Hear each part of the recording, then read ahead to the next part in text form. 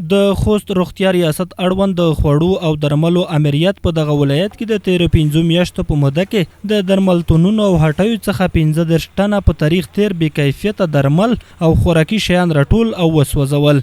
مسؤلین وایي تر ډیره ښار کې پر وخت تیرو درمل او خوراکي موادو مخه نیولي او په خبره یې د دوی کارکوونکي هر ورځ په دکانونو کې پر وخت تیر شیان څاري. هغه وارداتي درمل او خوراکي توکي چې د نورو هیوادو څخه دلته راواردېږي دغه د کیفیت کنټرول مسؤلیت په غاړه لري.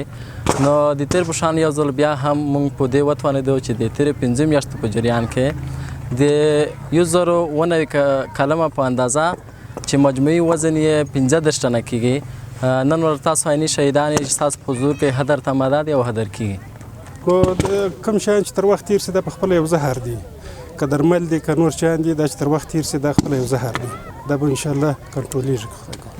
د خوست اوسیدونکي وایي چې په درملتونونو او کلینیکو کې پر وخت تیر درمل او همداشان دغه ولایت ته یو شمېر راوړل شوي درمل او نور خوراکي توکي بې کیفیته وي چې د ولسي خلکو صحت ته ډیر په زیان تمامیږي. دوی له تجارانو او دکاندارانو غواړي چې پر خلکو د بې کیفیته او په وخت تیرو خوراکي توکو له خرڅلاو ډډه وکړي. دغه بې کیفیته خوړو یا درمل یا بل شی چې روړی کېږي دا د انسانونو پوتون دی، په ګټه نه دی. ولې ځکه چې خو پیواري پیوي په لاس پی ورکوي هلته تاریخي نه کسي د تاریخي نه مکمل هغه اونده چې ډاک دي هغه اونده چې میادینه په خاتم دي په هره دواخانه کې وګرځوله په بله کې نیمایي پیدا کړي. دغه سندره دغه خوراکي مواد شول. موږ غوښتنه ټولو تجارانو ته چې کاغاټ دي که واړه دي باید د افغانستان ته خصوصا خوست ولایت ته بلکې ټول افغانستان ته داسې مواد وروړي چې هغه په میو تیر نه وي، هغه بې کیفیته نه وي.